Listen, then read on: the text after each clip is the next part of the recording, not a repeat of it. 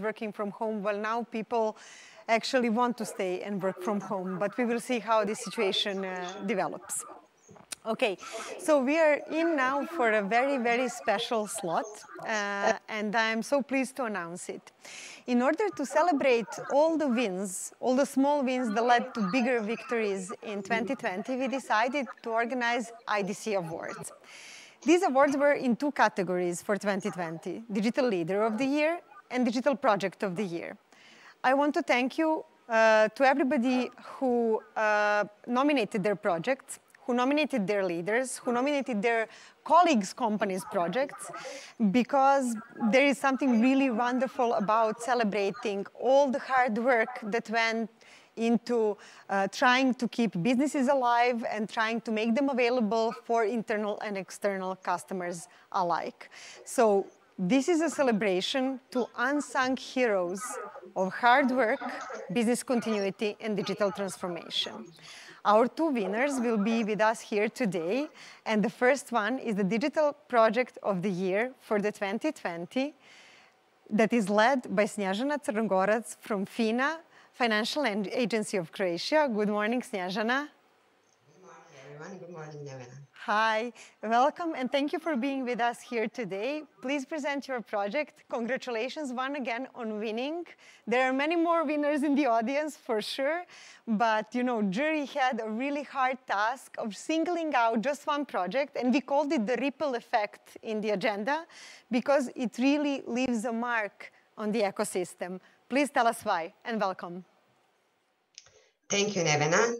Thank you to our host at IDC. Thank you for having us as speakers, to all the other speakers and the attendees. I'm already sharing my presentation. Can you see it? Yes, it's visible. Okay. Thank you, Snježana.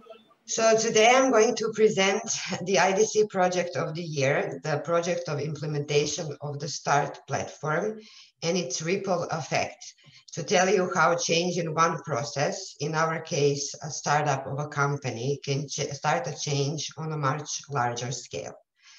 First of all, I'm going to tell you a couple of basics about the platform. The initiator of implementation and the owner of the platform is the Ministry of Economy and Sustainable Development, and FINA was in charge of implementing the platform and operationally supporting it.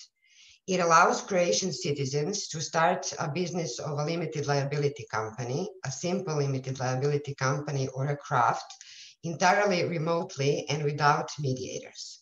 This is the first of this kind integrated public service that has turned 6 different steps and 6 paper-based procedures into a single entirely electronic procedure. Here you can see the services START offers.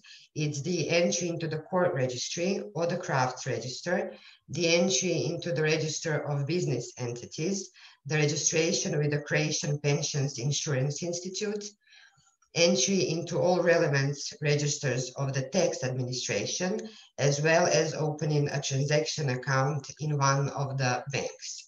It also allows electronic payment of all fees and the share capital. This redesigning of the process and making it easy enough to be done without a mediator has had the greatest effect on the startup process in Croatia so far. This is the first time an entrepreneur can start a business at their own time, and they can concentrate on planning their business instead of keeping track of the administrative procedures, because the START platform provides them with the logic. START knows what they have to submit and to whom. So there is no paper documentation, and only a minimum of required data is entered according to the only one principle. This has brought on the administrative burden, which has been reduced by more than 30%. There are no costs of notarization. The court fees are reduced by half. And thanks to that, over 1,000 new businesses have been set up through START in the first year. This has brought the market share of electronic procedures in Croatia to 57%. Now, these are the visible and the measurable effects, but we believe that what makes START a digitally excellent and important project is how well it handled the challenges and the expectation. because it's often believed that managing projects in the public sector is quite easy because we have less problems getting contracts, or that we have more financial resources, or we don't have to meet unreasonable deadlines. We believe that we face just as many challenges, only challenges of a different kind. We are often dependent on a legal framework that is not prone to innovation. There is still an abundance of paper-based processes. Planning is still done sectorally with a less integrated approach. And this is exactly why project teams in the public sector have to be involved for a much longer time, ever since the definition stage of the project, through scoping, through making sure there is alignment with strategic and operational objectives, to working actively on maintaining long-term commitment and sponsorship of your project. At the same time, the market needs and the consumer needs are changing just as fast as for the organizations of the private sector. We are expected to deliver services of the same complexity, add the same amount of value and innovation, anticipate the same threats, and be just as resilient.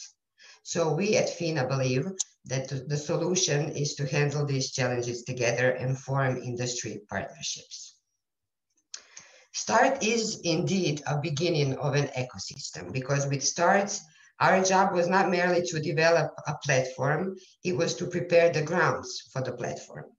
We tested the digital maturity and readiness of both public and private sector institutions. And in order to encourage the shift from the silo approach to multi-stakeholder partnership, we had to provide the guidelines, the tools, and the standards for this collaboration.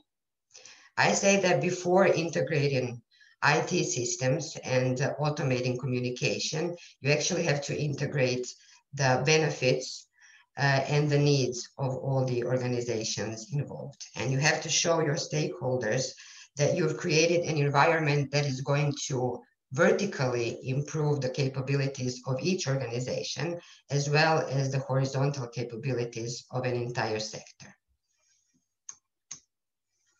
So how did we encourage our stakeholders to abandon not only paper documentation, but also significantly alter many of their processes?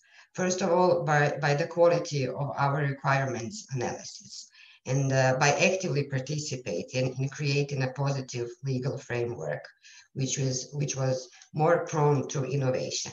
We helped amend several laws and bylaws for the implementation of START to be possible.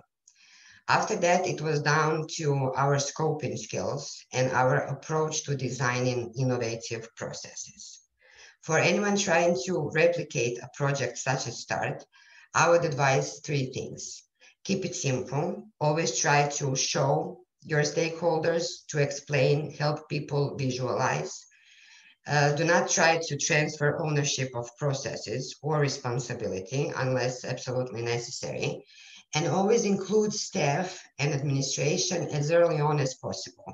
This way you will ensure trust and acceptance of the process. As a result of this, a platform that has not only improved user experience, but also operations and decision-making was created. All the data is withdrawn from official databases and registers. This improved reliability and accessibility of data has brought on easier decision-making and much shorter deadlines. All the public registers are now connected.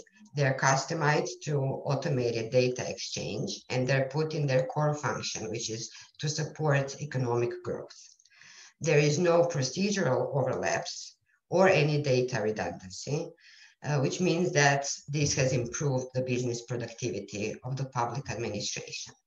And finally, we believe that we've created standards for efficient data management in the future and created a secure environment for the provision of similar services such as START. The professional teams of our stakeholder organizations, 6 of those organizations, have been tested many times before on much larger projects, even projects of national importance. But I believe it's small projects like this that help organizations grow from within.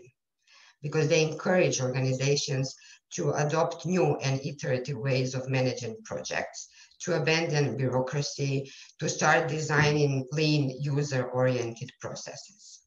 Also, when you have multiple teams that learn from each other about technology, this is bettering our learning projects, and it's growing digital competencies and expertise of our team members, which helps us maintain a digital talent pipeline. And we all know that this is becoming increasingly hard in the public sector.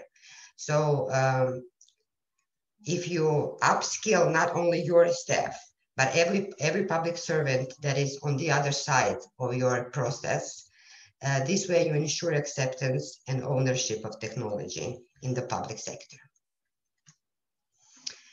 Here are some of the lessons we've learned during the implementation. First of all, if you want to encourage collaboration, you should develop integrated and live situation services such as START, because they demand collaboration. Just as any other live situation, you can solve it on your own. We've learned that sharing economy is possible. Even in the public sector, you can share applications, data, even human capital and expertise without transferring ownership of processes. So sharing resources and process ownership can coexist, just like physical and digital services can complement each other. You can improve a physical service just by giving it a digital gateway and starting to provide it in a different way. START has expanded the capability not only of the professionals that have formed our 5 project teams and the project teams of our partners, but it has really expanded the capability and expertise of each organization by creating a platform for their future cross-sector collaborations and initiatives. And to conclude, it's time for us and our project team to start over. We plan to improve the platform according to the identified needs of entrepreneurs, the feedback of our users, as well as the needs of our partner institutions. Our next plan is to make managing a business simpler, and these are some of the possible future services: amending the entries into registries, obtaining different business licenses, and staying a source of information on government grants and subsidies, also including foreign founders. But even more importantly, I would say, including more partner institutions. This way, growing the ecosystem that we feel we've started and maximizing the impact of this project. Thank you. Okay, thank you, Snezhana, for sharing with us your insights. Thank you very much. Okay, now it's time to take part in the agenda.